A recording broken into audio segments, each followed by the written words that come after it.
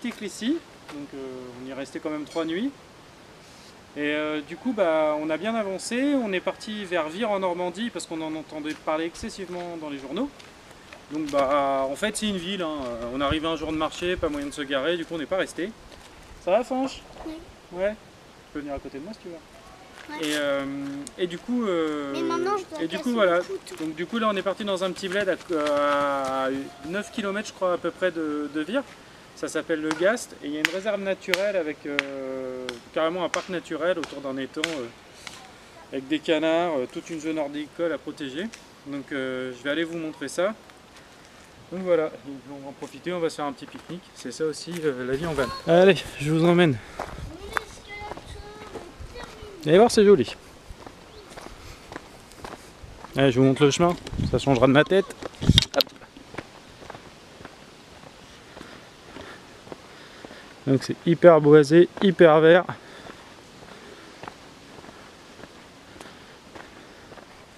Et il n'y a que de la forêt à perte de vue. Et comme vous pouvez le voir derrière les arbres, il y a un étang qui a l'air quand même très grand. Et si je me vautre pas, ce qui n'est pas gagné me connaissant, vous verrez l'étang sans que je casse la caméra. J'espère pour vous que ça remue pas trop.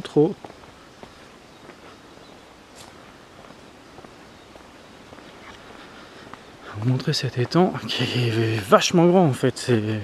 Sur la carte il avait pas l'air très gros. C'est un truc de malade. Alors après ce spot là on l'a pas trouvé sur Park4Night, on l'a trouvé sur le net. Enfin sur le net non, au hasard d'ailleurs sur la route. On avait juste repéré l'étang. Vous voyez, il y a un chemin de VTT. Donc si vous voulez trouver des beaux spots en pleine nature, vraiment posés, vous voyez, il y a on le voit même pas, il y a le van derrière là-bas, on est vraiment au milieu des arbres et tout. Bah, n'hésitez pas, perdez-vous, hein. C'est encore le meilleur moyen de trouver des lieux sympas. Puis d'y être tranquille, parce que le problème de Park4Night, c'est que vous n'êtes pas le seul à l'utiliser, donc vous allez forcément tomber sur des gens qui voudront eux aussi profiter du spot. Puis bah, vous serez rarement peinard sur un spot, quoi. Alors, bon allez, on va prendre le chemin à droite. C'est pas mon habitude la droite, mais bon. Hop, elle n'a pas le choix. À gauche c'était casse-gueule. Donc voilà, un étang, comme vous pouvez le voir. Oui, il y a des petits. Il y a moyen de zoom. Oui, il y a des oiseaux là-bas qui sont sur un rocher au milieu de l'étang. Mais l'étang est vraiment immense. Je ne saurais pas vous dire quelle taille, franchement. Pas énormément d'infos. Par contre, si vous voulez, là oui, il y a une pancarte forestière qui devrait nous en donner beaucoup plus d'infos. Et du coup, il y a pas mal de rando dans le coin. Donc je pense qu'on va rester là au moins cet après-midi, histoire de se balader un petit peu. Puis on verra si ce soir on dort là ou on s'est mis un petit peu en bas-côté d'un chemin forestier. Donc en espérant que demain ils aient pas besoin de ramasser leur bois coupé, ou aujourd'hui. Mais sinon oui, on pourrait éventuellement dormir là, ce serait pas mal. Voilà. Donc on va vous les zoomer un par un. J'espère que vous arrivez à lire. Donc il y a des filigules milouins, des flouques macroules, des grèbes huppées, des sarcelles d'hiver, des poules d'eau, le classique, des grèbes castagneux. Ça c'est des grèbes, ils sont mauvais, ils se castagnent et tout. Des grands cormorans, c'est un classique sur la région. Des filigules morillons, qui sont très surprenants, que je ne connais pas. Des chevaliers guignettes, pardon. Des canards colverts, pareil, hein, classique, le célèbre colvert. Bécassines des marais. Et des hérons cendrés, pareil, assez commun dans la région. Donc voilà, ça c'est toutes les espèces. J'avais jamais vu ce type d'inscription. Il ne faut pas porter de vêtements de couleur vive. Il faut parler à voix basse. Il ne faut pas faire de gestes brusques. Ok. Je ne sais pas pourquoi. Mais il ne faut pas le faire. Quand on dit de pas le faire, on ne le fait pas. Ouais. Et tout à l'heure, on va se faire une petite rando dans les chemins. Donc pour ceux qui n'auraient pas suivi la vidéo, bon, on est toujours en Basse-Normandie. Donc on se dirige paisiblement vers... alors le but ultime ce serait Barfleur.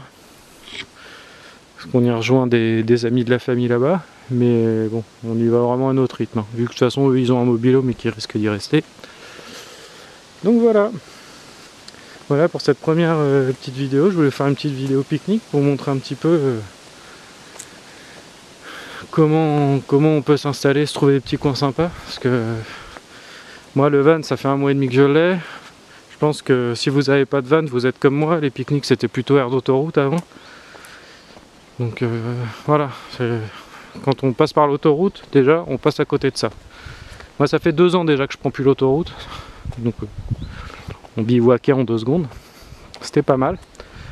Mais bon, ça manque un petit peu quand même de confort pour la famille et tout. Donc là avec le fourgon, c'est chouette. Ah, puis je mange des moucherons. Ça fera des protéines. C'est important les protéines. Donc voilà. Voilà notre petit spot de rêve.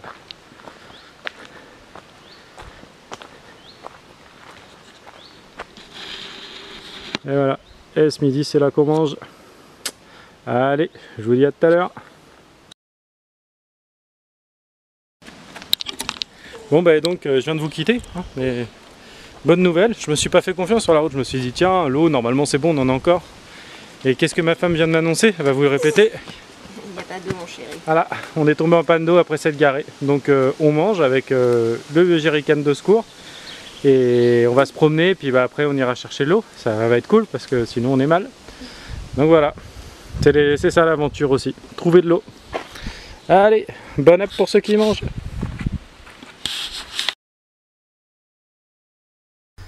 L'arbre des rois, traditionnellement considéré comme le roi de la forêt, vous pouvez le repérer aisément à son écorce fissurée, ici recouverte de lierre, et à sa feuille lobée.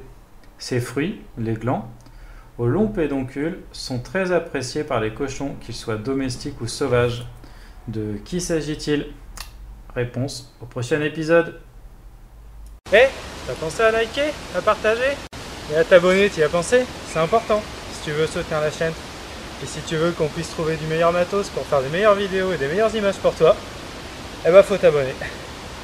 Allez, moi je te dis à plus sur la route, la nature m'appelle.